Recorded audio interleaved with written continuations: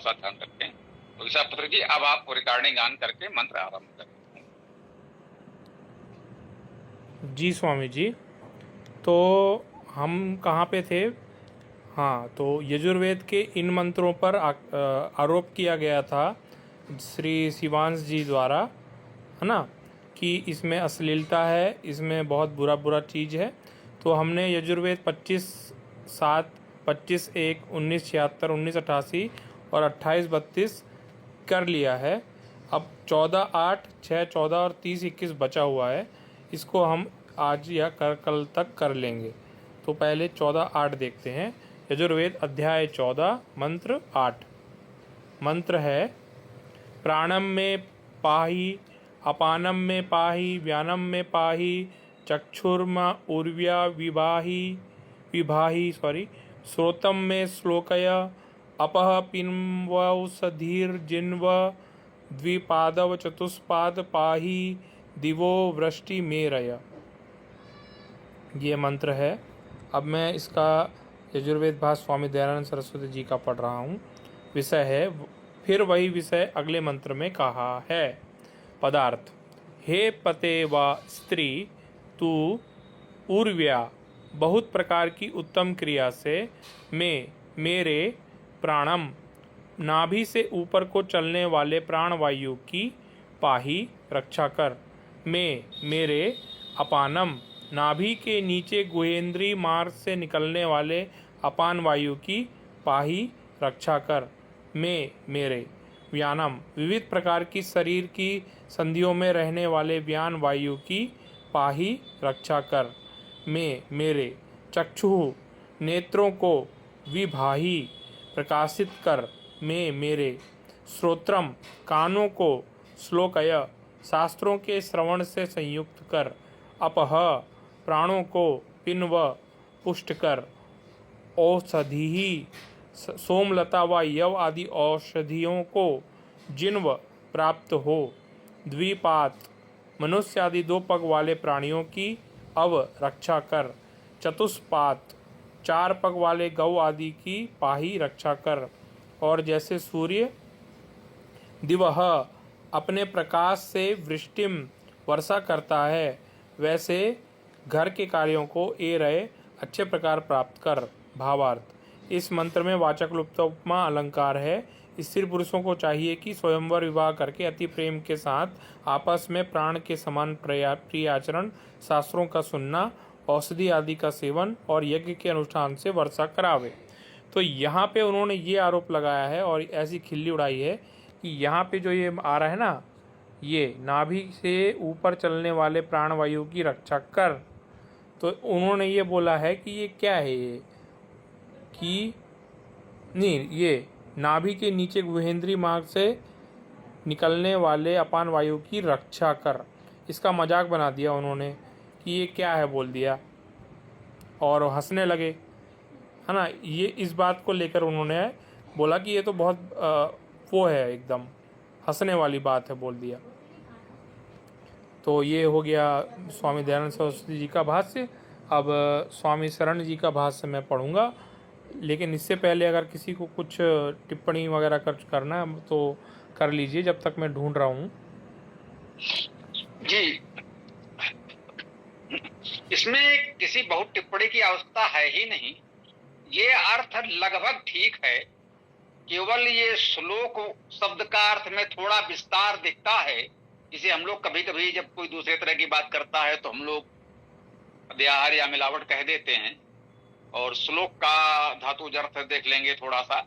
लेकिन जो विषय, जो आरोप है, जब उस दृष्टि से देखें तो इस मंत्र का अर्थ बिल्कुल सीधा सीधा किया गया है इस भाष्य में। जी हाँ, है ना। ये जो दयानंद जी का भाष्य हम लोगों ने पढ़ा, इसमें इस मंत्र का बहुत सीधा सरल शुद्ध अर्थ ही किया गया है। इसमें कहीं कोई ऐसी बात है ही नहीं जिसको पढ़ने जानने में जरा भी कहीं किसी को समस्या हो।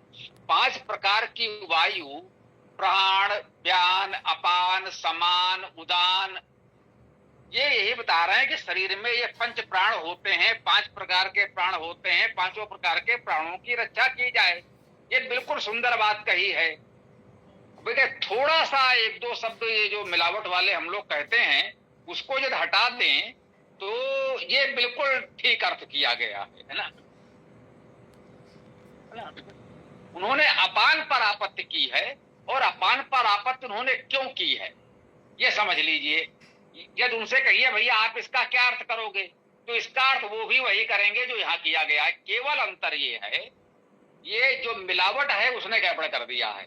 जो प्रारंभ में कह दिया है हे पति व स्त्री, तो उन्होंने संभवतः पति को तो हटा दिया है, स्त्री करके उन्होंने कहा है कि हे स्त्री। तो उन्होंने ऐसा कहा कि अपान वायु को रक्षा कर क्या मतलब क्या करे, तो है ना।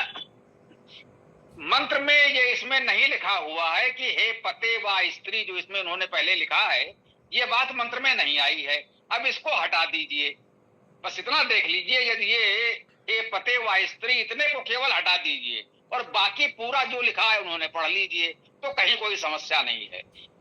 अब यदि मान लीजिए कहना है कि भाई ये किससे कहा जा रहा है, तो मैं ये कहता हूं कि जो वेद है वो केवल यूं कहिए कि परमेश्वर और उपासक के बीच का संवाद है।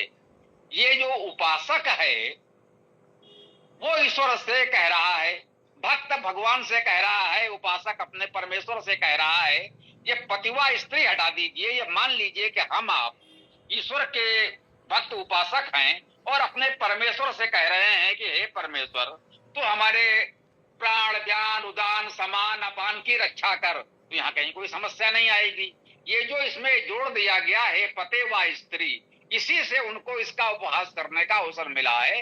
इसीलिए हम कहते हैं यदि मिलावट हटा दीजिए तो से सब ठीक है और बाकी कहीं कोई इसमें ऐसा नहीं है। बिल्कुल कह सकते हैं जो अर्थ है बिल्कुल ठीक है, बस इतना हटा दीजिए जो प्रारंभ में इन्होंने लिख दिया है पते व स्त्री, तो ये मंत्र में है नहीं, हमें स्वीकार करना पड़ेगा, फिर कोई समस्या नहीं रहेगी।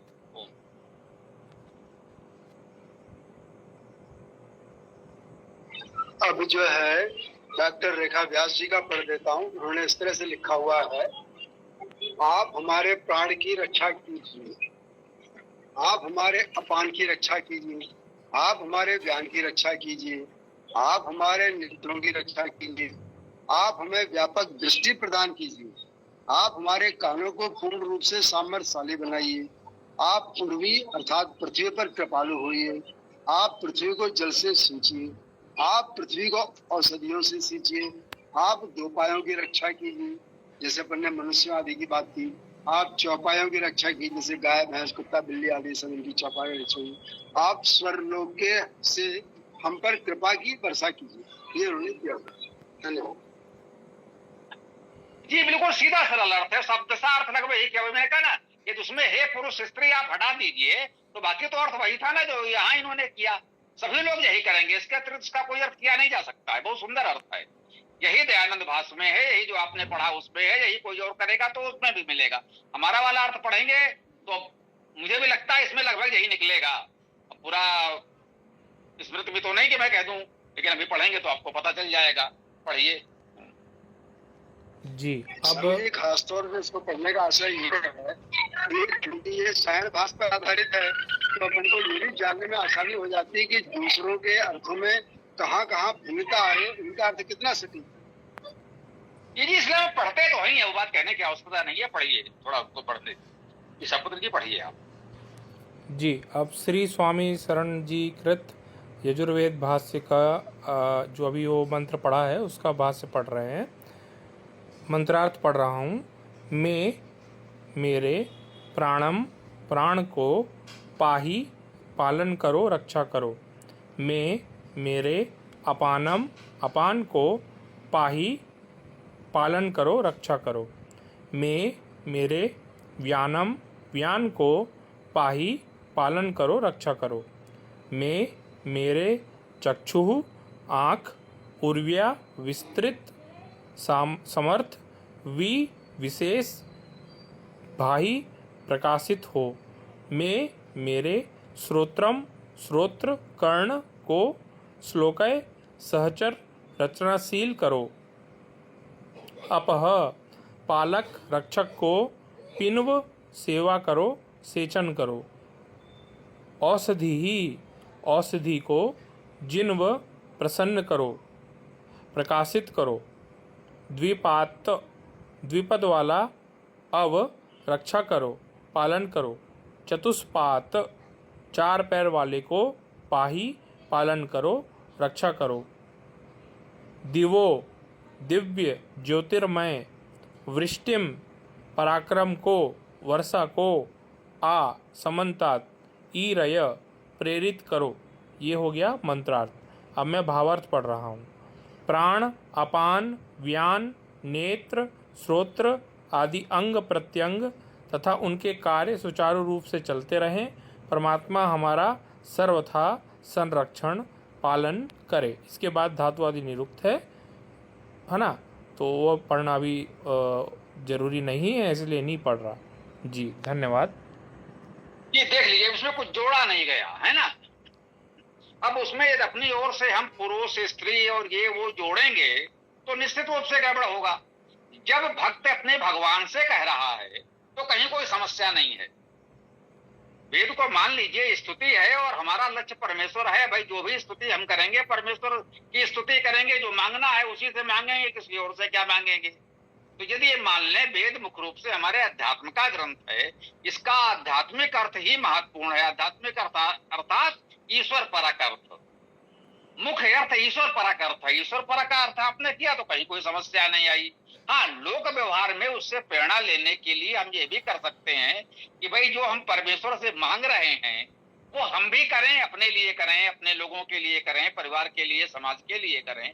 वो एक प्रेरणा हमको अवश्य ग्रहण करनी चाहिए। ये वेद का संदेश है। अनेक बार मैंने कहा होगा कि भाई हम ईश्वर से प्रार्थना करते हैं कि प्रभु आप ऐसा करो, तो उसमें ये प्रेरणा निहित है कि जो हम ईश्वर से मांग रहे हैं वो हमें भी अपने जीवन में अपनाना चाहिए।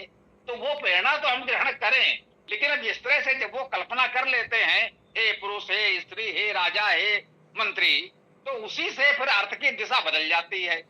ये वैसा ही है जैसे उबट महीधर सारण के भाष्य में चारों वेद उन्होंने हवन कुंड में झोंक रखे हैं, तो अब वो सभी मंत्रों को पहले से मानकर चलते हैं कि उन्हें हवन करना है, और हवन की प्रक्रिया में ये मंत्र कैसे पढ़ा जाएगा। तो स्वाभाविक है उस प्रक्रिया से जोड़कर जब प्रत्येक मंत्र का अर्थ करते हैं तो कहीं कहीं बहुत ही हास्यास्पद हो जाता है। हम हिंसा अश्लीलता की तो भी बात ही नहीं कर रहे, वो तो बिल्कुल अलग प्रकरण है। जो है सो है, वो तो है ही, उसे तो कोई नकार ही नहीं सकता, जहां है वहां है, ठीक। लेकिन पूरे के पूरे वेद में ये स्थिति है जब पूरा हवन कुंड से जोड़कर उसको पढ़ना चाहते हैं तो कई बार बहुत हास्यास्पद हो जाता है। इसको ऐसे एक कह सकते हैं कि हास्य का चुटकुले के रूप में लें कि भाई एक जन ठेले पर कोई फल खरीद रहे हैं, खरबूजा है, आम है, पपीता है, कुछ भी है, एक एक उन्होंने उठाया, देखा, सूंघा, रख दिया, दूसरा उठाया, सूंघा, रख दिया, और साहब गाना गुनगुना रहे हैं कि मेरा दिल है आवारा, न जाने किस पे आएगा। अब गीत कहाँ किसके संदर्भ में क्या कहा गया, वो क्रिया मान लीजिए फल देख रहे हैं, ये हो गया। अब दोनों को आपने जोड़ दिया तो फिर अर्थ कहाँ पहुंच जाएगा, है ना। तो ऐसा ही एक था, अब वो किसी भी नेता के लिए ले लीजिए, नाम नहीं लेंगे किसी का भी, मान लीजिए आज का ही कोई मंत्री है, कोई भी है, जैसे विदेश दौरे पर जाते हैं, आज भी देख रहे हैं, जा रहे हैं हमारे बड़े बड़े नेता विदेश यात्रा पर जाते ही हैं। अब एक अखबार की कतरन की तरह कोई सुना रहा था कि भैया समाचार पत्र में जैसे शीर्षक छपे होते हैं, दो एक को मिला दीजिए तो क्या होगा। एक समाचार छपा है कि जापान में विश्व सुंदरी प्रतियोगिता, मंत्री जी विदेश रवाना। अब आपने दोनों को जोड़ के अर्थ कर दिया। तो भैया जी वेद का अर्थ जब आप इस तरह करते हैं कि जो वेद मंत्र है वो है, उसको किसी विशेष घटना से आपने जोड़ दिया जबकि उसका वेद मंत्र से कोई लेना देना नहीं है, तब अनर्थ होता है। शब्दशः अर्थ कर लीजिए, अपनी ओर से कुछ मत जोड़िए, ही मैं कहता हूं। बस आप ये मिलावट हटा दीजिए। वेद पर कहीं कोई आक्षेप कभी लगा ही नहीं सकता। जो भी आक्षेप आरोप लगता है वो केवल आपके भाष्य में की गई मिलावट के कारण लगता है। चाहे उबड़ सायण महीधर का भाष्य हो, चाहे दयानंद जी और उनके अनुयायी आर्य समाजियों का भाष्य हो, सारे भाष्यों पर आक्षेप लगाते हैं, प्रतिस्पर्धी लगाते हैं। आर्य समाज सायण के भाष्य पर आरोप लगाता है तो सायण के समर्थक आर्य समाज के भाष्य पर आरोप लगाते हैं। लेकिन दोनों के आरोप इसीलिए लग पाते हैं क्योंकि मिलावट दोनों में है। यदि मिलावट को हटा दीजिए तो न ये उन पर कोई आरोप लगा पाएंगे, न ये वो इन पर कोई आरोप लगा पाएंगे। दोनों का मिलावट हटा दीजिए जो बचेगा वो मेरा भाष्य है। मैं विनम्रता से कहना चाहता हूं, लोग ये प्रश्न करते हैं भाई आपको अलग से भाष्य करने की क्या आवश्यकता पड़ी। मैंने कहा ये तो लोग दयानंद से भी पूछ रहे थे कि भैया इतना अच्छा भाष्य करके जब शरणागति ने दे दिया है तो आपको इतना परिश्रम करने की क्या आवश्यकता है, कि आप कितने बड़े विद्वान हो जो कोई उससे अच्छा कर लोगे क्या। लेकिन उन्होंने उससे अच्छा किया। अब वही मूर्ख लोग जिन्होंने कुछ पढ़ा नहीं है हमसे उसी प्रकार के मूर्खतापूर्ण प्रश्न कर रहे हैं। तो भाई हमने जो अर्थ किया है इन्हीं लोगों को पढ़ करके सब कुछ सीखा समझा और किया है। मैं बिल्कुल विनम्रता से कह रहा हूं, हमने कुछ नहीं किया है, केवल इतना किया है कि जो दोनों में मिलावट थी उसे हटा दिया है और हमारे अर्थ पर कोई आक्षेप न कर सके कि भाई आप कौन होते हो, कैसा क्या है, भाई ये अर्थ कैसे हो गया। तो प्रत्येक शब्द का हमने उपसर्ग धातु लिख दिया है कि भैया इस शब्द में ये उपसर्ग है, ये धातु है, उसके अनुसार ये अर्थ होता है, वही अर्थ हमने किया है। तो पूरी तरह प्रामाणिक हो गया, मिलावट हटा दिया, पूरे प्रमाण दे दिए और भाषा शैली आज की दृष्टि से सहज है, सरल है। जो बहुत संस्कृत नहीं जानते, बहुत वेद से परिचित नहीं है, वो भी पढ़ के उसको समझ सकते हैं। ये हमारा भाष्य है। हम कोई बिल्कुल नहीं कह रहे हैं कि हाँ हमें आए हैं जो सबसे सही सबसे अच्छा कर रहे हैं, अब तक जिन्होंने किया वो कोई मूर्ख थे, ऐसा नहीं, वो सब हमसे अधिक विद्वान थे। लेकिन बस परिस्थिति बस मिलावट सबने कर दी है और उसी मिलावट से सारी समस्या है। जो भी आरोप प्रत्यारोप हो रहे हैं वो केवल उस मिलावट के कारण हो रहे हैं। बिल्कुल कह रहा हूं, इस मंत्र में यदि ये हे पुरुष व स्त्री पहले न लिखा गया होता तो मुझे लगता है कोई आरोप लगाने के लिए कहीं कोई अवसर था ही नहीं। जी, अगला मंत्र देखते हैं। यजुर्वेद अध्याय 6 मंत्र 14।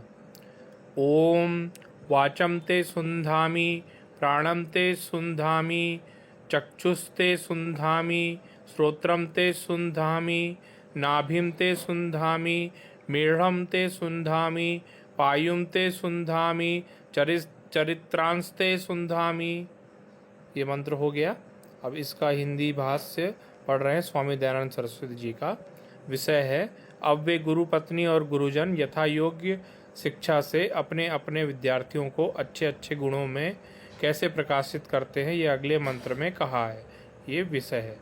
पदार्थ।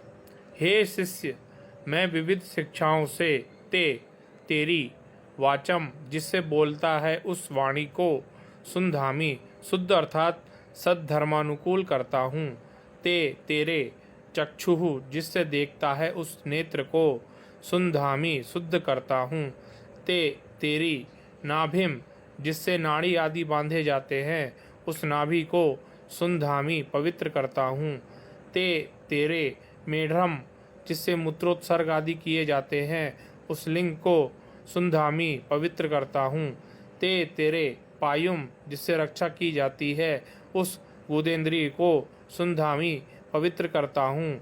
चरित्रान समस्त व्यवहारों को सुंधामी पवित्र शुद्ध अर्थात धर्म के अनुकूल करता हूँ तथा गुरुपत्नी पक्ष में सर्वत्र करती हूँ।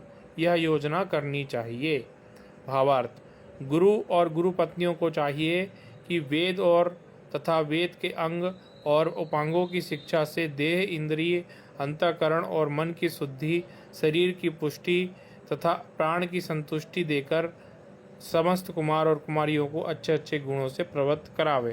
तो यहाँ पे उन्होंने ये कहा है कि ये जो शुद्ध करता है और ये गुप्त अंगों की शुद्धि करते हैं, ये जो बात आई है, तो इसमें उन्होंने बोला है कि ये कैसी बात है, ये क्यों ऐसा कर रहे हैं। ये वाली बात उन्होंने बोली और कहा कि ये तो बहुत अश्लील है। जी, इस पर इतना ही कहा जा सकता है कि वो जिस भाष्य को मानते हैं वहां इसके अलावा कोई अर्थ होगा इसकी अपेक्षा नहीं है। मैंने जब देखा होगा तब देखा होगा, इस समय तो नहीं, निकाल के देखना पड़ेगा।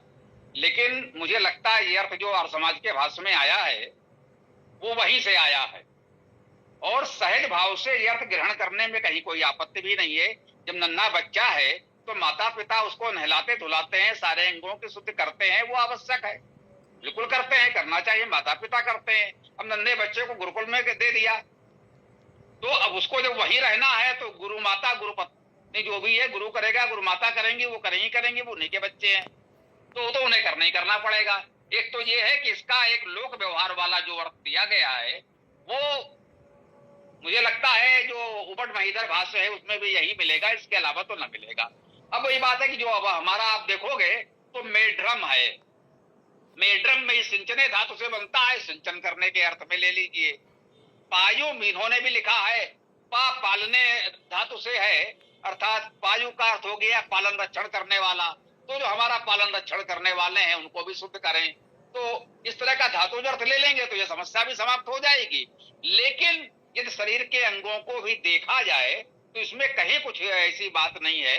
छोटे छोटे बच्चे हैं तो जो बड़े हैं घर में हैं तो माता पिता हैं, और यदि विद्यालय में वो रह रहे हैं तो फिर वहां के शिक्षक हैं, वार्डन हैं, या जो भी कह लीजिए उनके संरक्षक सेवादार होंगे, वही करेंगे, करना ही होगा, इसका तो कोई विकल्प नहीं है। तो इस पर तो वो कोई आपत्ति कर ही नहीं सकते। इस पर उनसे यही कह दिया जाएगा भैया तुम इसका तुम क्या अर्थ कर सकते हो तो वही बता दो। तो जो अर्थ मैंने किया है उतना तो वो पहुंच नहीं पाएंगे, स्वाभाविक है, क्योंकि वो दयानंद से भी पीछे हैं। उनसे कुछ आगे तो दयानंद जी बढ़े हैं ना, वो तो उससे बहुत पीछे हैं, उससे कुछ आगे दयानंद जी बढ़े हैं।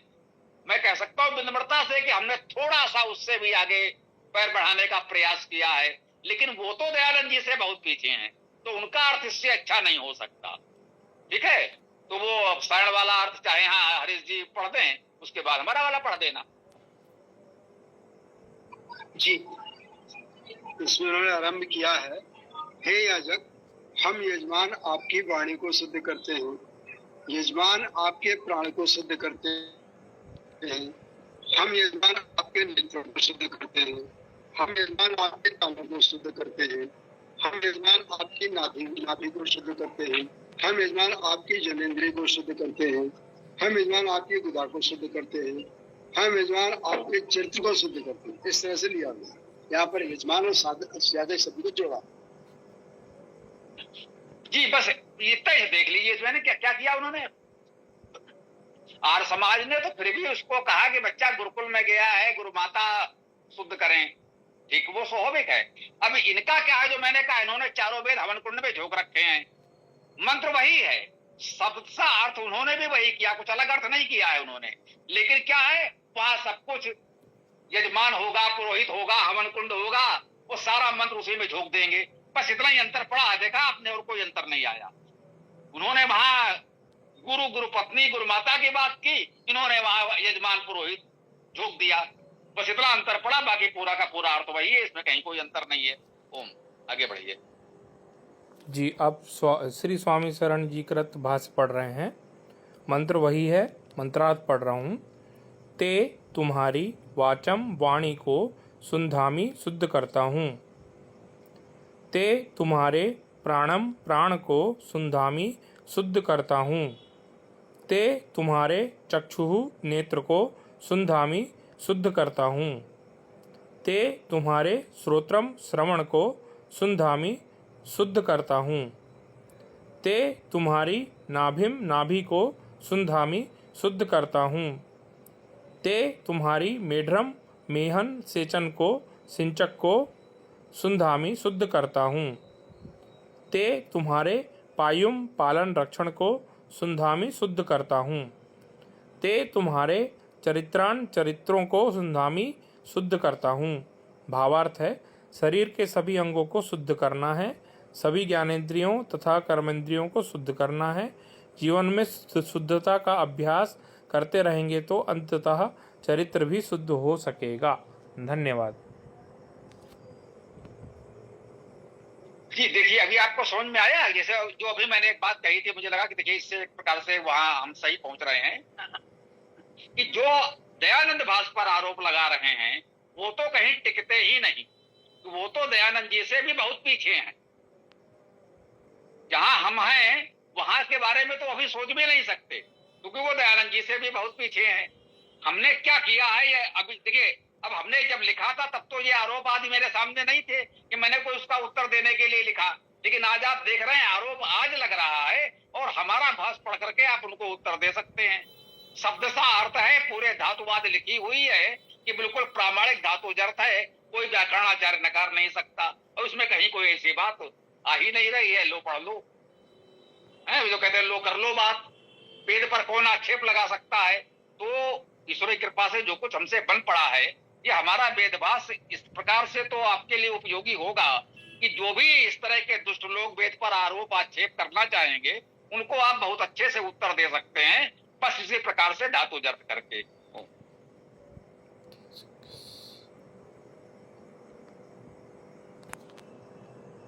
चलिए आखिरी मंत्र है जो यजुर्वेद का है उसको भी पढ़ लेते हैं, समय पर्याप्त है तो ये आखिरी मंत्र भी पढ़ लेते हैं। ओम अग्नये पीवानम पृथिव्ये पीठसर्पिणम वायवे चांडालमंतरिक्षाय वंशनर्तिनम दिवे खलतिम सूर्याय हर्यक्षम नक्षत्रेभ्यः किर्मिरम चंद्रमसे किलासम अहने शुक्लम पिंगाक्षम रात्रय कृष्णम पिंगाक्षम। ये मंत्र हो गया। अब हिंदी भाष्य जो स्वामी दयानंद सरस्वती जी का है उसको पढ़ते हैं। विषय है, फिर उसी विषय को अगले मंत्र में कहा है। पदार्थ, हे परमेश्वर व राजन, आप अग्नये अग्नि के लिए, पीवानम मोटे पदार्थ को, पृथिव्ययी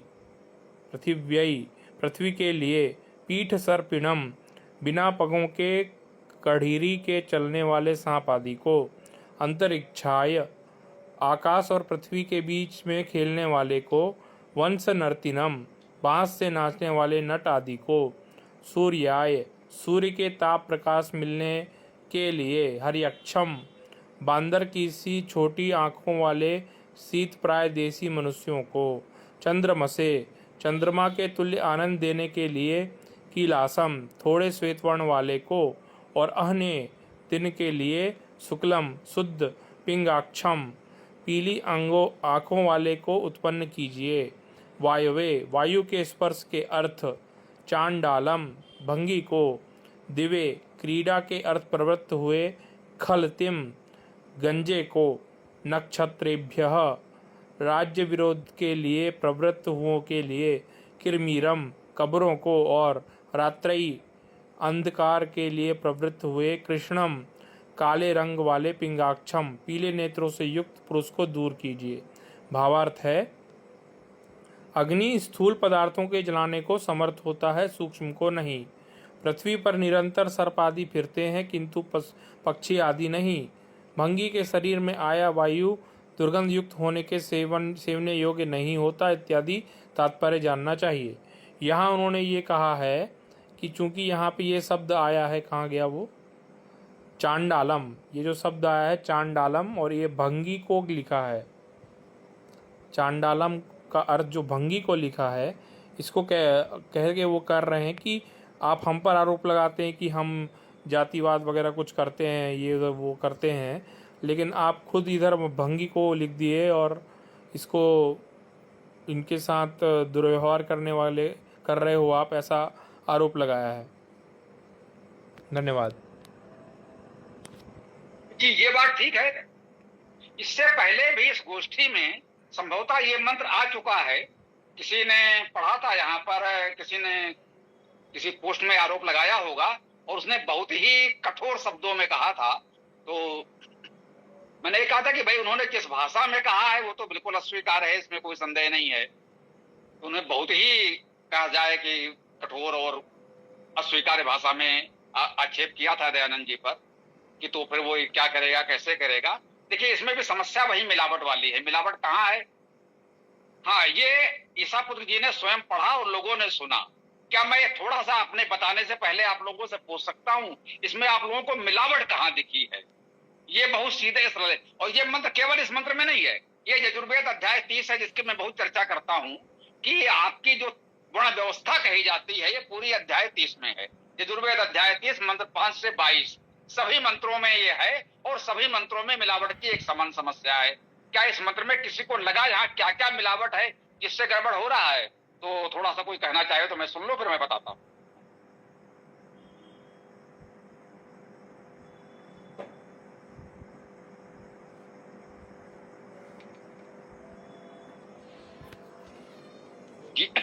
भैया, क्या किसी को कुछ नहीं मिल रहा है? कोई नहीं बोल रहा है?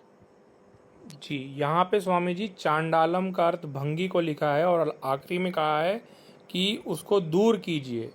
मतलब ये तो जातिवाद का पोषक हो गया एक प्रकार से। जी। हमने कहा था मिलावट कहाँ है वो देखिए तो असली समस्या का समाधान हो, ठीक है ना। जब मान लीजिए वेद मंत्र में ये बात कही गई हो तो हम क्या कर सकते हैं भाई, है ना। भाई यदि हम वेद को मानते हैं और वेद में ये लिखा है तो बताइए हम आप क्या करेंगे। फिर हम आप कुछ नहीं कर सकते, हमें सर झुका के स्वीकार करना पड़ेगा। लेकिन हमारा सर इसलिए नहीं झुकेगा, इसमें ये मिलावट है दूर कीजिए, मंत्र में कहीं नहीं आया है कि दूर कीजिए। ऐसे ही इस मंत्र के बीच में आया है कि इनको उत्पन्न कीजिए, पिंगाक्षम पीली आंखों वाले को उत्पन्न कीजिए लिखा है ना। तो जो उत्पन्न कीजिए लिखा है मंत्र में कहीं नहीं लिखा है उत्पन्न कीजिए। ये उत्पन्न कीजिए जो लिखा गया है ये भाष्यकार की मिलावट है। तो जो उत्पन्न कीजिए इन्होंने लिख दिया, ये मिलावट कर दी, कह दिया इनको उत्पन्न कीजिए अर्थात ये बड़े अच्छे लोग हैं हमें चाहिए। और उसके बाद कह दिया चांडालम अर्थात भंगी को। ठीक है, चांडालम का अर्थ भंगी नहीं होता, यहां पर मैं कहूंगा बिल्कुल ही अशुद्ध और असत्य अर्थ किया गया है। ये कहने में मुझे कोई संकोच नहीं है, जिसने किया हो चाहे जैसे किया हो। चांडाल का अर्थ भंगी तो नहीं हो सकता। चांडाल का क्या अर्थ होता है जो, हाँ अब क्यों लिखा है फिर वही प्रश्न उठता है। कुछ जो अंधभक्त हैं वो किसी के भी हों, अंधभक्त अच्छे नहीं होते चाहे जिसके हों, चाहे ईश्वर के ही क्यों ना हो। मेरे तो घर क्या होंगे, लेकिन है ना। तो है क्यों, ये सच है कि लौकिक साहित्य में लोक व्यवहार में चांडाल वर्तमान में एक वर्ग है, जाति है, कुछ भी कह लीजिए, उनको भंगी भी कहते हैं और चांडाल भी कहते हैं। तो लौकिक अर्थ में उन्होंने चांडाल का अर्थ भंगी कर दिया जो नहीं करना चाहिए। अब दयानंद जी इस पर बल दे रहे हैं, ये सिद्धांत सायण आदि और उनके पहले के सब लोग मानते आए हैं कि वेद के शब्द यौगिक हैं, उनका धातुजर्थ करना है। तो जब यहाँ पर आप धातुजर्थ किए बिना उसका इस तरह का लोक प्रचलित अर्थ चांडाल का अर्थ आपने भंगी कैसे कर दिया, एक तो यही गड़बड़ हो गया। तो एक इसमें दो प्रकार की गड़बड़ी हो गई। एक तो जो कर दिया कि इनको उत्पन्न कीजिए मंत्र में है नहीं। दूसरा चांडाल का अर्थ भंगी कर दिया जो नहीं करना चाहिए। चांडाल का आप शाब्दिक अर्थ देखें, मैं भी बता सकता हूं लेकिन अभी हमारा भाष पढ़ेंगे तो आपको स्पष्ट हो जाएगा। अब चंडी जो चांडाल है जरा ध्यान दीजिएगा, थोड़ा संकेत कर देता हूं। चंड शब्द है, चंड प्रद्योत महान राजा भी हुआ है। आप लोग चंडी पाठ भी करते हैं ना। ठीक है, यार समाजी नहीं करते, बाकी लोग तो करते हैं ना, चंडी पाठ करते हैं। चंडिकाय नमः अभी भी हमारे समूह में कुछ लोगों ने लिखा। तो धातु तो वही है ना, जिस धातु से चंड बना, चंडी बना, चंडिका बना, उसी धातु से चांडाल भी बना। तो यदि चंडी और चंडिका आपके लिए पूज्य है तो चांडाल निंदनीय कैसे हो गया। आप चंडी और चंडिका की पूजा करेंगे और कहेंगे चांडाल को दूर कर दीजिए, ये कैसे संभव है। ये तो अनर्थ करना हो गया। या तो वहां आप अर्थ ठीक नहीं कर रहे हैं जब कह रहे चंडी चंडिका की पूजा करें, या तो वहां आपका अर्थ ठीक नहीं है, या तो यहाँ आपका अर्थ ठीक नहीं है जब कह रहे चांडाल को दूर करें। क्योंकि धातु एक ही है तो अर्थ भी एक ही होगा, बस इतना ध्यान दे दीजिएगा। तो वहां उत्पन्न कीजिए ये मिलावट है, यहाँ दूर कीजिए ये मिलावट है, और चांडाल का अर्थ भंगी लिख दिया गया। ये थोड़ा सा कहेंगे अर्थ करने में उसे भूल चूक कह लीजिए, कुछ भी कह लीजिए, लेकिन ये अर्थ ठीक नहीं हुआ, ये अर्थ थोड़ा सा अशुद्ध हो गया, असत्य हो गया। ये विनम्रता से हमें स्वीकार करना पड़ेगा। जो वेद मंत्र है उसमें ऐसा कुछ नहीं है जिस पर विपक्षी आरोप लगा रहे हैं। तो वही बात है कि आप समाज ने उनके भाष्य पर आरोप लगाए हैं तो वो कह सकते हैं उसके उत्तर में दिखा रहे हैं कि तुम्हारे भाष्य में भी वैसी ही गड़बड़ियां हैं। मतलब ये स्थिति है कि उनके यहाँ तो है, वो अपना ये तो नहीं बता पा रहे हैं कि मेरे यहाँ जो अर्थ किया गया है वो ठीक है। उनके यहाँ है ये तो एक प्रकार से वो स्वीकार कर रहे हैं, बस इतना बता रहे हैं कि नहीं भैया कुछ दाग तुम्हारे कुर्ते पर भी है। हमारा कुर्ता तो दाग से भरा है, ये वो मान रहे हैं, उसको नकार नहीं पा रहे हैं, लेकिन वो कह रहे हैं नहीं भैया ये कीचड़ के कुछ छींटे तुम्हारे कुर्ते पर भी हैं। हम स्वीकार करते हैं कि हाँ भैया हैं, ये कुछ मिलावट हो गई है जाने अनजाने जैसे भी। तो ये समस्या केवल मिलावट की है, मिलावट हटा दीजिए तो वेद पर कोई आक्षेप नहीं है। जो भी आक्षेप है वो मिलावट पर है। केवल इतना निवेदन करना था। हरीश जी आप उनका पढ़ दीजिए और उसके बाद आप हमारा पढ़ दीजिए। एक चीज और जानकारी के लिए बता दूं कि मूल संस्कृत में चांडालम शब्द बस है, उसका कोई वो नहीं किया गया है, एक्सप्लेन नहीं किया गया है, बस जानकारी के लिए बता रहा हूँ। ठीक है, देखो मूल संस्कृत में उत्पन्न कीजिए और दूर कीजिए आया है कि नहीं आया है? चलिए, जब संस्कृत पाठ देख ही रहे हो तो ये भी निश्चित कर दो। आया है स्वामी जी, परासु ये लिखा हुआ है अन्वय में। अच्छा, अर्थात माना जाए कि ये मिलावट तो संस्कृत पाठ में भी है, तो मिलावट का दोष हम अनुवादक को नहीं दे रहे हैं। ये स्वीकार करना पड़ेगा कि जो संस्कृत पाठ है मिलावट उसमें भी है। यद्यप वो चांडाल को भंगी तो भाषानुवाद करने वाले ने लिखा होगा, क्योंकि ये माना जा रहा है कि जो भाषा भाष्य है, भाषानुवाद है, ये उनके सहयोगियों, शिष्यों, अनुयायियों ने किया, और स्वामी दयानंद जी ने तो संभवतः ये संस्कृत भाष्य ही किया है। ऐसा एक आर्य समाज के विद्वानों की मान्यता है। अब वो इससे कितने लोग सहमत है नहीं है वो बात की बात है। तो हरीश जी आप पढ़े आगे, क्यों भाई? ठीक है ना, ईसा जी हरीश जी पढ़ सकते हैं ना? जी स्वामी जी, परासु शब्द यहाँ पे आया हुआ है। बस मैं ये कह रहा था कि चांडालम को एक्सप्लेन नहीं किया है महर्षि दयानंद ने, लेकिन परासु तो आया है। परासु का अर्थ यही होता है कि उनको अलग करो। जी जी बिल्कुल ठीक है। मतलब उत्पन्न कीजिए वाला भी आया है, वहां अशुभ होगा या कुछ ऐसा शब्द होगा। उत्पन्न कीजिए, ये परासु बने दूर कीजिए। तो हाँ, तो जो मैं कह रहा हूं, इससे पहले जब ये मंत्र आया था तो उसने ऐसे ही किया था कि इन्होंने लिख दिया कि भंगी को दूर कीजिए। अरे भंगी सारे दूर कर दोगे तो सफाई करने क्या दयानंद जी के पिताजी आएंगे? कुछ इस तरह की बड़ी उसने ऐसी बात कर दी गई। ये किसी भैया ने कुछ लिखा है, कृपया आप बोल दीजिए, मैं पढ़ नहीं पाया, वो मेरे संभव नहीं होता, बोल दीजिए। जिसने भी लिखा है बोलिए कृपया। तो मैं कह रहा हूँ सायणाचार्य जी ने इसका क्या भाष्य किया है? जी जी, तो ये जो हरीश जी पढ़ते हैं वो सायण भाष्य और लंबी भाष्य है, और बाकी सायण जी का भाष्य भी आप लोग के पास तो सारी पीडीएफ पे पढ़ सकते हैं, देख लीजिएगा। आप अभी पढ़ना चाहें अभी पढ़ लें, और नहीं तो जब मिले तब पढ़ लीजिएगा। मैं इतना कह सकता हूँ कि सायण ने ये जो मिलावट हुई है ना इसमें, कि उत्पन्न कीजिए और दूर कीजिए, सायण ने ये नहीं किया है, इतना मेरी जानकारी में, ठीक है। और बाकी अब चांडाल को भंगी संभवतः वो नहीं लिखेंगे, तो उनके समय में भंगी शब्द प्रचलित नहीं था, उन्होंने चांडाल ही लिखा होगा। जो दयानंद जी ने भी चांडाल ही लिखा है, मतलब संस्कृत भाषा में चांडाल ही लिखा है, केवल भाषा अनुवाद में भंगी कर दिया गया है। उत्पन्न कीजिए दूर कीजिए केवल दयानंद भाष्य में है, और दयानंद भाष्य के अलावा किसी भी भाष्य में ये उत्पन्न कीजिए दूर कीजिए की मिलावट नहीं की गई है। ये मैं पूरे गंभीरता से, पूरे उत्तरदायित्व के साथ, लेकिन पूरी विनम्रता से स्वीकार करता हूं।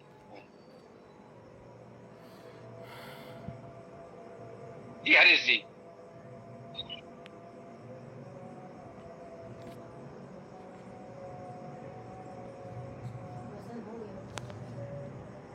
जी हरीश जी नहीं कह पा रहे हैं तो मैं आपका भाष्य पढ़ रहा हूँ स्वामी जी। जी जी जी आगे बढ़िए, फिर वो बाद में पढ़ना चाहेंगे बाद में पढ़ देंगे। जी, तो मंत्र वही रहेगा, मैं मंत्रार्थ पढ़ रहा हूँ, ठीक है। यजुर्वेद का अध्याय 30 का 21वां मंत्र।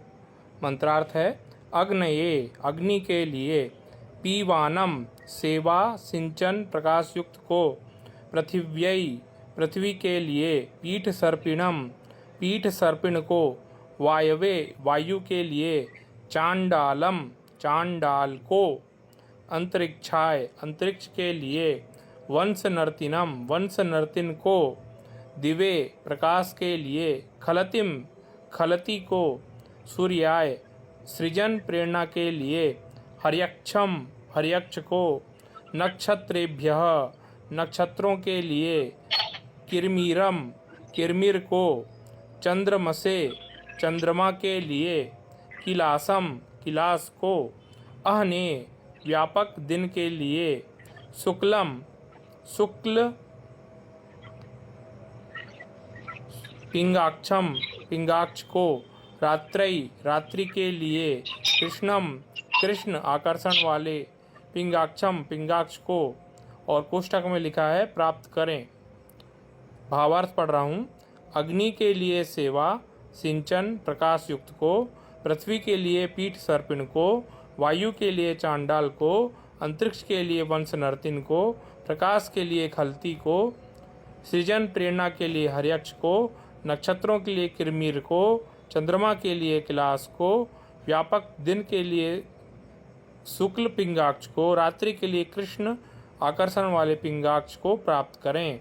विशेष है, समाज के लिए विविध रूप में उपयोगी सुयोग्य कर्मियों का वर्णन किया गया है। यहाँ पे किसी भी प्रकार का कोई जातिवाद नहीं दिख रहा है मुझको। धन्यवाद। ओम। अभी भैया ने कहा था कि सायण ने क्या किया है, तो मैं ये बता दूं कि सायण जी से बहुत पहले, लगभग मुझे लगता है लगभग 4 शताब्दी पहले, उबट जी ने यजुर्वेद का भाष्य कर दिया था। इसलिए सायण जी ने संभवतः यजुर्वेद का भाष्य नहीं किया। तो उनको जो पहले से किया जा चुका है तो उसे क्यों दोहराया जाए, इतना परिश्रम क्यों करे? क्योंकि वो उस पैटर्न से, जिस तरीके से भाष्य किया गया था, उससे वो सहमत थे, जो मान लीजिए। तो उनका भाई जैसा वो करना चाहते थे, पहले से किसी ने कर दिया है तो अनावश्यक उसमें परिश्रम क्यों किया जाए। तो सायण जी ने यजुर्वेद का भाष्य नहीं किया है। ऋग्वेद, अथर्ववेद और सामवेद, तीनों वेदों का भाष्य सायण जी का उपलब्ध है। तो इसलिए जो दयानंद जी के पहले का भाष्य यजुर्वेद का उपलब्ध है, वो उबट और महीधर का है। उबट जी ने 11वीं शताब्दी में किया राजा भोज के समय, और महीधर ने उबट के भाष्य को थोड़ा सा परिमार्जित किया, आज की भाषा में कह लीजिए अपडेट किया। ये 16वीं शताब्दी में संभवतः हुए हैं। ये कह लीजिए कि अकबर, तुलसीदास और महीधर समकालीन थे, कई समय में थे, हो सकता है आपस में कभी मिले भी हों। तो महीधर ने उस समय पहले वाले उबट के भाष्य को अपडेट किया है। तो ये उबट और महीधर का भाष्य हम पढ़ सकते हैं। इसमें जो मेरे पास पुस्तक है उसमें उबट और महीधर का संस्कृत भाष्य अलग अलग लिखा हुआ है, लेकिन चूंकि मैंने कहा ना दोनों का भाष्य मूलतः एक ही है। उबट के भाष्य को महीधर ने थोड़ा सा अपडेट किया है, अर्थात थोड़ा और स्पष्ट किया है कि उबट का भाष्य कहीं कहीं पढ़ने में उतना स्पष्ट नहीं हो पाता, समझने में। तो मैं स्वयं स्वीकार करता हूं कि जब वो महीधर वाला मैं पढ़ता हूं तो वो स्पष्ट हो जाता है। ठीक है ना, बात वही कही गई, उसमें कहीं कोई अंतर नहीं है। लेकिन उबट का भाष्य प्राचीन है, वो उतना स्पष्ट नहीं होता है। तो जो प्रश्न आते हैं जब हम महीधर वाला भाष्य पढ़ते हैं तो बात स्पष्ट हो जाती है। सहमत असहमत होना एक अलग विषय है, मैं उस पर कुछ नहीं कह रहा हूं। केवल ये कि जो लोग वो कहना चाहते हैं वो महीधर से अधिक स्पष्ट, उबट से अधिक स्पष्ट महीधर भाष्य है। तो दोनों की हिंदी एक समान होती है। जो हमारे पास पुस्तक है, संस्कृत दोनों की अलग अलग लिखी है, लेकिन दोनों के संस्कृत भाष्य का हिंदी अनुवाद एक ही दिया गया है। तो मैं वो हिंदी अनुवाद ही पढ़ देता हूं। तो यजुर्वेद अध्याय 30 का ये 21वां मंत्र है जो आप लोग पढ़ रहे हैं, इसका हिंदी अनुवाद किया गया है। ओम। अग्नि के लिए स्थूल को, पृथ्वी के लिए पंग को, वायु के लिए चांडाल को, अंतरिक्ष के लिए वो वंश नर्तनम आया था तो उसका हिंदी यहाँ हिंदी करने वाले ने कर दिया है बांस पर नाचने वाले को। अब ये हिंदी अनुवाद किसी ने किया है, इसके लिए उबट या महीधर दोषी नहीं है। कि जिसमें आपको कोई आपत्ति है तो ये अनुवाद करने वाला जाने। उन्होंने तो वंश नर्तनम ही लिखा है, उसका उन्होंने और कोई अनुवाद करने की आवश्यकता नहीं समझी। ठीक है, तो वंश नर्तनम को या बांस पर नाचने वाले को, दिव के लिए गंजे को। अब ये गंजा शब्द भी स्वाभाविक है, उबट महीधर ने तो नहीं लिखा, ये तो अनुवाद करने वाले ने लिखा। ये खलतिम जो है इसके लिए संभवतः ये गंजा लिख दिया गया है।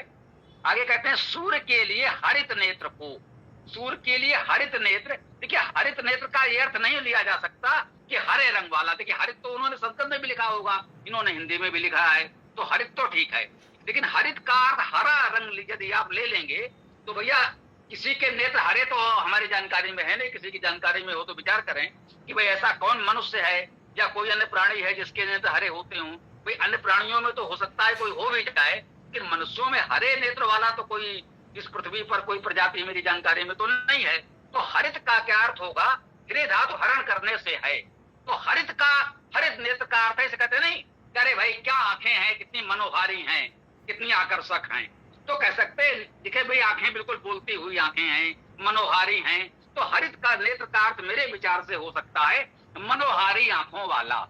तो कह रहे हैं सूर्य के लिए मनोहारी आंखों वाले को, हरण करने वाले, चित्तहरण करने वाले आंख वाले को, नक्षत्रों के लिए किमिर को। देखिए किमिर का इन्होंने और कोई अर्थ नहीं किया, जो संस्कृत में था वही लिख दिया है। चंद्रमा के लिए किलास को, किलास का भी कोई अनुवाद नहीं किया, करना भी नहीं चाहिए, हमने भी नहीं किया है इन सबका, कि अन्यथा अनुवाद करेंगे तो वही अनर्थ हो जाएगा, इसलिए वही सब ले लो तो अच्छा है। ठीक है ना। दिन के लिए शुक्ल वर्ण पिंगाच को तथा रात के लिए कृष्ण पिंगाच को। अब इन्होंने आगे लिख दिया है बांधे। अब ये बांधे तो मंत्र में नहीं आया है, जैसे दयानंद भाष्य में आपको दिख रहा है कि इनको उत्पन्न करें और इनको दूर करें, ये मिलावट है। वैसे यहाँ लिख दिया है बांधे, तो ये बांधे इन्होंने अपनी ओर से जोड़ा है, जो स्वाभाविक है, मंत्र में नहीं है, अनुवाद में जो भी है, अब है तो है, क्या कर सकते हैं आप, ठीक है ना। तो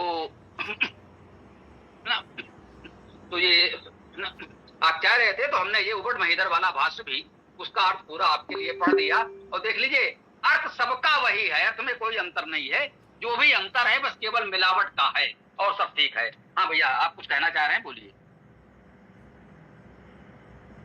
जी स्वामी जी, आपके भाष्य में चांडाली लिखा हुआ है, तो जैसा अक्षय जी ने कहा वो मैं कहने वाला था कि शास्त्रों में जैसे महाभारत हुआ, इतिहास ग्रंथ हुआ, मनुस्मृति हुआ, उसमें तो ब्राह्मण स्त्री से शूद्र पुरुष का गमन होता है तो चांडाल उत्पन्न होता है, जो फांसी वगैरह देते हैं ना, ये जो बाहर जो वैद्य लोग हैं उनको मारते हैं, ये भी मैंने पढ़ा हुआ है, अक्षय जी ने लिखा है। तो चांडाल का अर्थ तो ये इतिहास में लिखा हुआ है, लेकिन आप इसमें चांडाल का अर्थ क्या मानते हैं इसमें?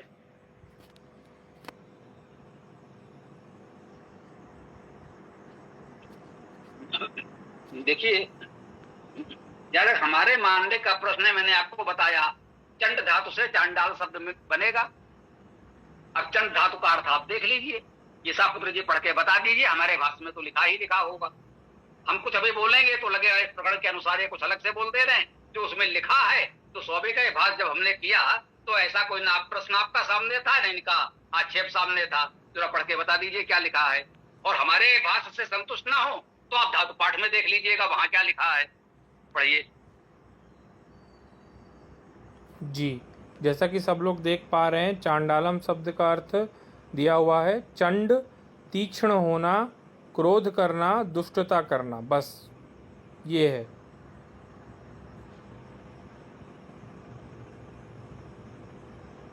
जी, तो चंड का मुख अर्थ क्रोध करने से है। जब आप कहते हैं नमो चंडिकाय, तो चंडिका क्या है, रण चंडी, नारी कोमलता का, स्नेह का, प्रेम का प्रतीक तो है, लेकिन जब अवसर पड़ जाता है तो फिर वो रणचंडी बन जाती है। चंडी का अर्थ है क्रोधी। तो हम उस देवी की उपासना, जब देवी के हम उस स्वरूप की उपासना करते हैं कि जब वो क्रोध करती है, भाई जब कोई दुष्टता होगी, समाज में अनाचार होगा, तो वो माँ दुर्गा क्रोध भी करेगी। अन्यथा वो क्या है, जब वो स्कंद माता है तो वो पालन पोषण भी कर रही है, पहले ब्रह्मचारी है, स्कंद माता है, लेकिन एक अवसर आता है जब वो महाकाली और महाचंडी बन जाती है। तो यहाँ चंड का अर्थ क्रोध करने से है, तो चांडाल का अर्थ अधिक से अधिक आप क्रोधी कर सकते हैं या क्रोध को दूर करने वाला, निवारण करने वाला कर सकते हैं। ये दो प्रकार के अर्थ किए जा सकते हैं। अब व्याकरणाचार्य मतलब जो व्याकरण पढ़ रखे हैं और व्याकरण के का हलंत विसर्ग पर शास्त्रार्थ करते हैं, वो अपना तय कर लें, इसका अर्थ वो क्रोधी करेंगे या क्रोध को दूर करने वाला करेंगे, क्रोध को पालन करने वाला, क्रोध को पी जाने वाला करेंगे। लेकिन मुख्य अर्थ जो है वो क्रोध से संबंधित होगा। इसका बुरा से बुरा जो अर्थ हो सकता है तो चांडाल का अर्थ क्रोधी हो सकता है, इसमें कोई संदेह नहीं है। और समाज में विशेष अवसर पर क्रोध करने की आवश्यकता होती है, क्रोधी की आवश्यकता होती है।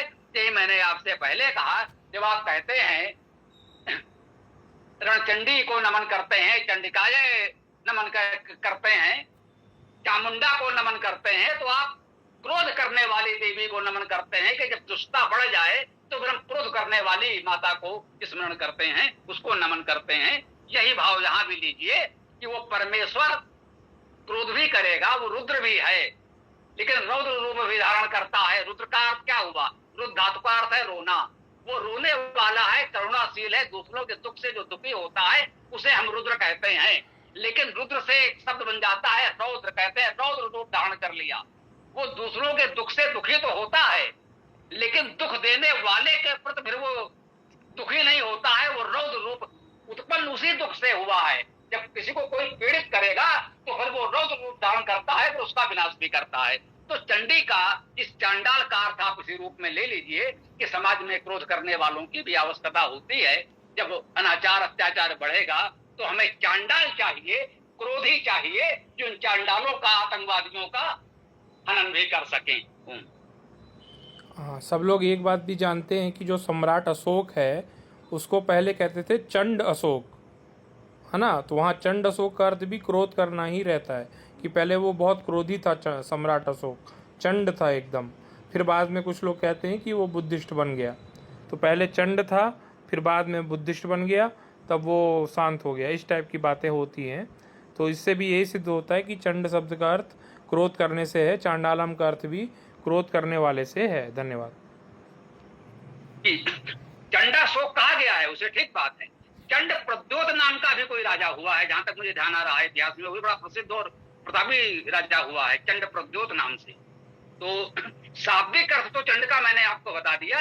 अब आपने कहा कि किसी अन्य पुस्तकों में कहां कहां क्या क्या लिखा है, वो समझ लीजिए कि उस पुस्तक के लिखने वाले के समय के समाज की परिस्थिति के अनुसार, जैसे आज कह रहे हैं कि भाई चांडाल को समय मान लीजिए किसी वर्ग को चांडाल भी कह रहे हैं और भंगी भी कह रहे हैं, तो इसलिए चांडाल का अर्थ भंगी आज लिख दिया गया। तो वो अन्य ग्रंथों में जो भी लिखा है चांडाल के लिए, उसको ऐसा मानिए कि उस समय के समाज में वो प्रचलन था, इसलिए उस संदर्भ में वो लिखा गया है कि उस समय के समाज में ऐसा होता था। लेकिन जब वेद का अर्थ आप करेंगे तो इन आधार पर नहीं कर सकते कि साहब इस पुस्तक में ये लिखा है तो उस पुस्तक में लिखा है। तो मैं नहीं कह रहा हूं कि वो झूठ है, वो भी सत्य है, लेकिन वो उस समय के देश काल परिस्थिति के समाज का सत्य है। वेद का अर्थ उसके अनुसार नहीं होगा। वेद का अर्थ तो धातु जर्थ होगा, शब्द का आपको व्याकरण सम्मत धातु जर्थ करना होगा, वेद में वही अर्थ मान्य होगा। ये केवल हम नहीं कह रहे हैं, ये कोई दयानंद ने नहीं कहा, ये सायण ने कहा, उनके पहले के आचार्यों ने कहा, जितने वेद के विद्वान वेद के भाष्यकार रहे हैं, इन सबका सिद्धांत रहा है कि वेद के शब्दों का अर्थ आपको व्याकरण सम्मत धातु जर्थ ही करना पड़ेगा, वही मान्य होगा। ये लोक प्रचलित अर्थ के अनुसार वेद मंत्रों का अर्थ नहीं किया जाता। ये कोई दयानंद की बात नहीं है, मेरी बात नहीं है, ये चली आ रही परंपरा है।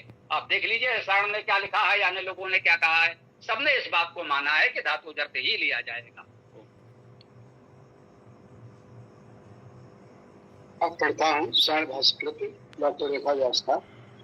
इसमें लिखा है, जो अग्नि शब्द आया वहां से, आग से जुड़े तीव्रमानम को किया उन्होंने पुष्टिकार हेतु, पृथ्वी के लिए आसन पर बैठने वाले को, वायु को सहने के लिए चांडाल को, अधर में लटकने जैसे काम के लिए बांस पर नृत्य करने वाले को नियुक्त करना चाहिए।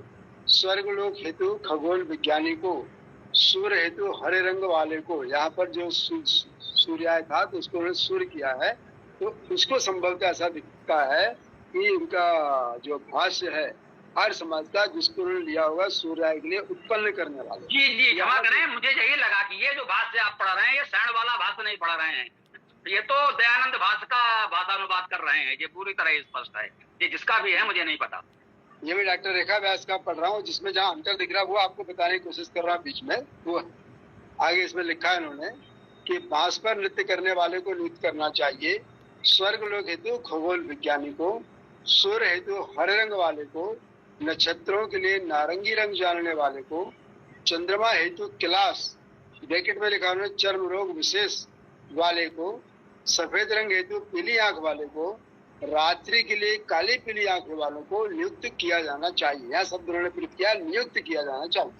धन्यवाद। चलिए, आर्य समाज के भाष्य से इतना अंतर है कि आर्य समाज ने जो अंत में लिख दिया है कि इनको दूर किया जाना चाहिए, तो इन्होंने दूर किया तो नहीं लिखा, नियुक्त किया जाना लिखा। तो यहाँ तक तो फिर भी ठीक है, मैं कहूंगा कि आर्य समाज वाले अर्थ से थोड़ा सा ठीक हो गया है। ये तो दूर करने वाले पर ही आपत्ति थी कि जब आप भंगी को समाज से दूर करेंगे, तो बताइए इसके पहले ये मैं कह चुका है, कुछ लोगों को ध्यान आ रहा हो, इस गोष्ठी में चर्चा हुई थी, किसी ने बहुत कड़वाहट से लिखा था कि जब भंगी को समाज से दूर कर दिया जाएगा तो सफाई करने का दयानंद का बाप आएगा। कुछ इस तरह की बहुत कह सकते हैं कठोर भाषा का प्रयोग किया गया था, जो नहीं किया जाना चाहिए। तो मैंने कहा सबसे पहले तो मैं ये कहूंगा कि आपके असहमति मतभेद हो सकते हैं, लेकिन ऐसी भाषा का प्रयोग नहीं करना चाहिए था। आप असहमति व्यक्त करें कि उन्होंने जो लिखा है इससे आप असहमत हैं, ये ठीक नहीं है भाई। वो तो हम भी कह रहे हैं, विनम्रता से स्वीकार कर रहे हैं कि हाँ भाई ये मिलावट है जो नहीं होनी चाहिए थी, ठीक है ना। शेष तो ठीक ही है।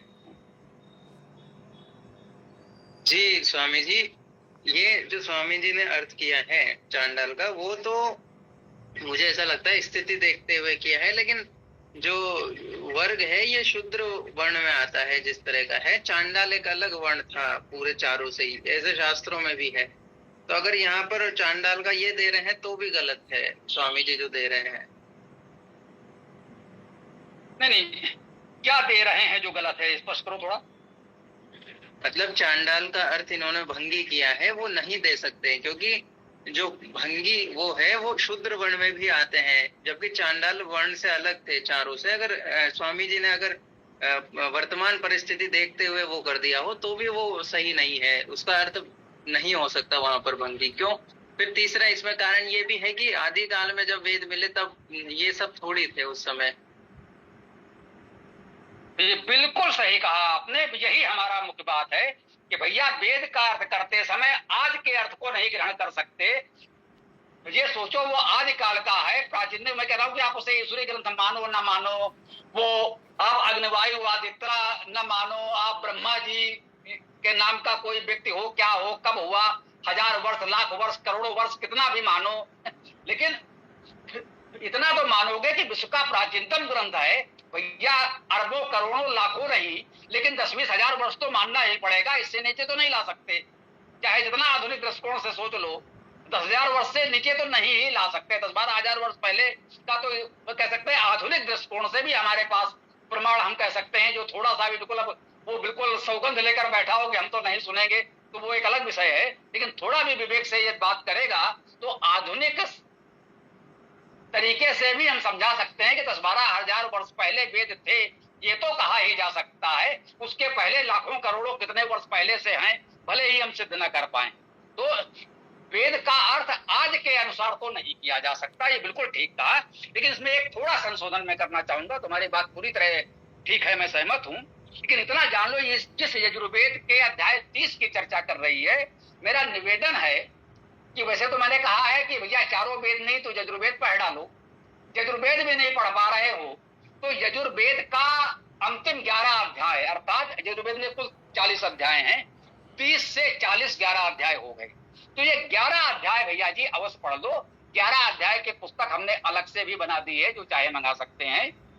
उसमें से भी नहीं, जो प्रकरण इस समय चल रहा है, केवल आप 30वां अध्याय पढ़ लीजिए, जिसमें कुल 22 मंत्र हैं। इसमें से प्रारंभ के 4 मंत्र मंगलाचरण ईश्वर स्तुति के हैं।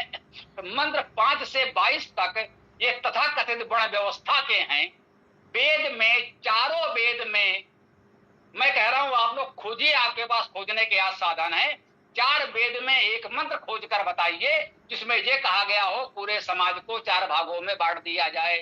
या यदि आपने कहा कि चांडाल 4 से अलग हैं तो 5 सही, कुछ लोग पंचजना शब्द ढूंढ के लाते हैं, तो भैया पूरे समाज को 4 या 5 भागों में बांटना है। ये बात पूरे 4 वेदों में कहीं नहीं कही गई है। ये मैं आपसे पूरी गंभीरता से कह रहा हूं, आप उसे खोज लीजिए। और अध्याय 30 कह रहा है कि 100 से अधिक इस प्रकार के कार्य व्यवसाय हैं। इसी में आपने इतने सारे पढ़ डाले। तो वेद तो ये कह रहा है समाज में बहुत प्रकार के लोग चाहिए, नाचने गाने वाले, वाद्य बजाने वाले, धनुष बनाने वाले, बाण बनाने वाले, रथ बनाने वाले, हर प्रकार के लोग चाहिए। उसमें ये नहीं कहा गया ये कौन कौन ब्राह्मण में आएंगे, कौन कौन क्षत्रिय में आएंगे, कौन कौन वैश्य में आएंगे, कौन कौन शूद्र में आएंगे। यहाँ इन सबको एक अलग वर्ग, अलग श्रेणी दी गई है। आप चाहें तो कहते हैं वेद में 100 से अधिक वर्ण है, या कहते हैं वेद में कोई वर्ण है ही नहीं। सब पूरा समाज विशाल हमारे सामने है, जिसमें अलग अलग कार्य करने वाले अलग अलग लोग हैं।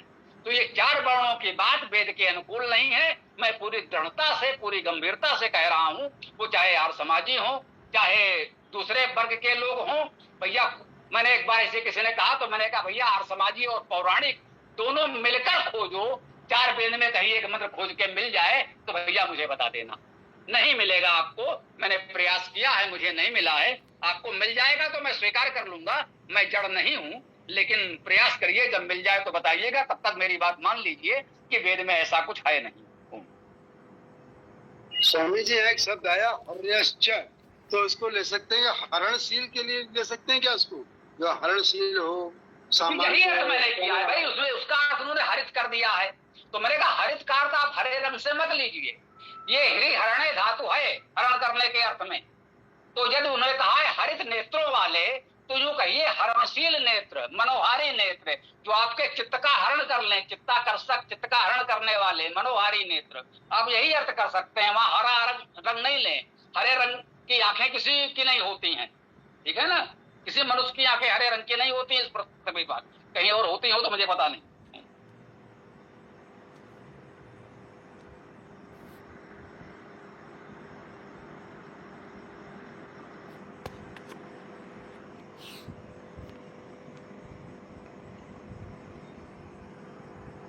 जी, तो अब तो समय हो गया है, हम चाहें तो विराम भी कर सकते हैं, वेदाष्टक का पाठ करना विराम करें।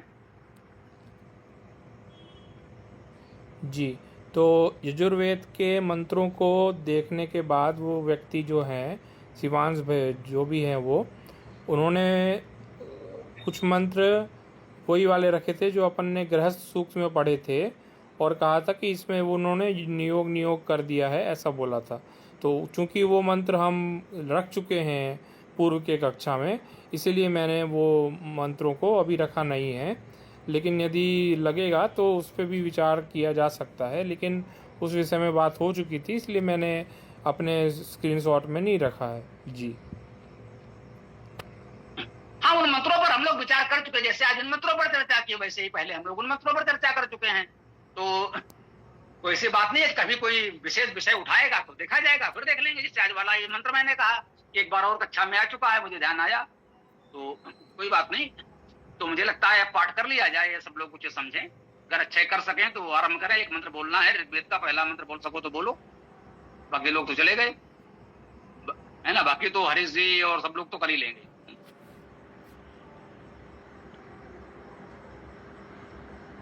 चलिए हरीश जी आरंभ करिए, अच्छे जी नहीं बोल रहे। जी, वेदाष्टक पाठ आरंभ कर रहा हूँ।